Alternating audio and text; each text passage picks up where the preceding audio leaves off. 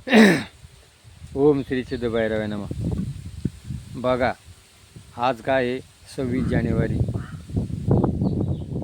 2026 प्रजासत्ताक दिन. आजचाच हा योग आहे. 26 जानेवारी 2026 साल 26 जानेवारी 26 म्हणजे हा अंतिम योग आहे. ह्या सालामध्ये काय आहे? 26 तारीख 26 साल आणि कुंभमेळा आणि अधिक मास असा संगम आलेला आहे. आता आपला भारत देश कोणाच्या ताब्यात होता? इंग्रजांच्या. पहिला होता कोणाचा? मुसलमानांच्या.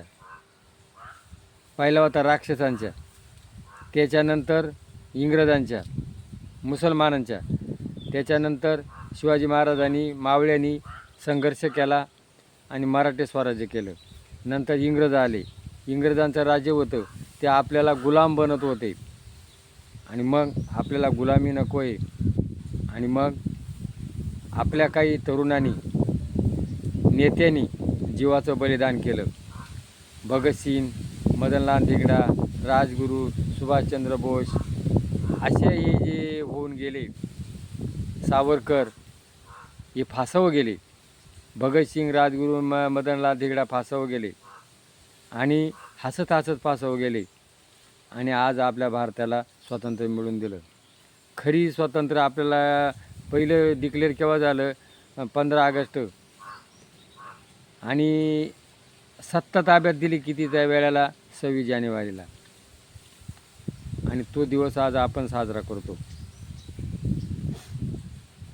बघा, खऱ्या अर्थानं जर म्हटलं तर स्वतंत्र कोणाला मिळालेलं आहे?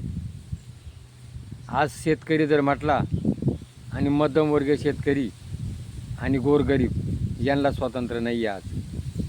आज स्वातंत्र्य कोणाला आहे? जो मोठमोठे व्यापारी आहेत, मोठमोठे कारखानदार आहेत, मंत्री, आमदार, खासदार यांना स्वातंत्र्य आहे. आज स्वातंत्र्य शेतकऱ्याला नाही.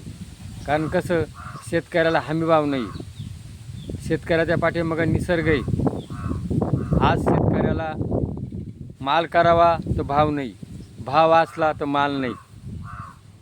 आणि हमीभाव नसल्यामुळं या स्वतंत्र भारतामध्ये आज जर शेतकरी आत्महत्या करीत असेल तर स्वतंत्र कसं मानता येईल? कारण शेतकरी जर आत्महत्या करतोय आणि मग स्वातंत्र्याचा किती लांछन बद आहे आपल्याला. बघा, आज काय मोठमोठे हिरोबाई अंबानी, टाटा बिर्ला हे जे मोठमोठे कारखानदार आहे, आज त्यांच्या कोट्यवधी संपत्ती आणि त्यांच्या संपत्तीचं ते लोकांना एक स्वाभिमान सांगू राहिलेत. आज मोठे देवस्थान आहेत, तिथं लागेल तेवढा पैसा आहे. आणि एवढा पैसा असताना आज शेतकरी आत्महत्या करतोय. मग स्वातंत्र्याचा किती मोठा हे रास आहे. म्हणून खरं स्वातंत्र्य केव्हा होईल? शेतकरीच्या मालाला हमीभाव येईल. आज लालबहादूर शास्त्री काय म्हणले होते? जय जवान जय किसान. आज जवान आहे म्हणून आपला देश आहे, आणि किसान आहे म्हणून देश आहे. तर आज किसानाचा कोणी विचार करत नाही. फक्त काय करतात? आश्वासनं देतात, काही निधी सांगतात आणि त्या शेतकऱ्याच्या पादरापर्यंत येतही नाही. म्हणून आज जर देश स्वतंत्र झाला पण शेतकरी जर जगला नाही तर शेतकरीची मुलं शेती करू राहिले नाही. कारण शेती करून परवडतच नाही ना. सगळा हिशोब केला तर खाली काही राहतच नाही. आज कंपनीवाले रोज देतात आणि त्यांच्या मनानं त्यांचा माल विकला जातो. 12 घंटे काम करून घेतात. आणि आज शेतकऱ्याकडे जर म्हटलं तर मजूर जर येतो तो 11ला येतो आणि 5ला जातो. 4 घंटे काम करतो, 500 रुपये रोज मागतो. तो येत नाही.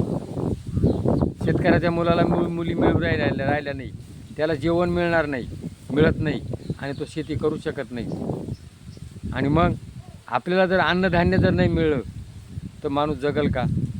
मग खरा कोण जवान, खरा कोण शेतकरी. म्हणून शेतकरी जागला तर देश जगल. स्वतंत्र जे आहे हे स्वतंत्र टिकवण्याकरता आपल्याला खरा जवान आणि शेतकरी जगावला पाहिजे. काय शेतकऱ्याला जर शेतकरी जर शेती करायला जर त्याला आर्थिक दुर्बल झालेला आहे, निसर्ग मजूर नाही आणि त्याला जर त्याच्या मुलांना बायकाच मिळते नाही तर तो काम करील कसा, त्याला भाकर कोण घालील.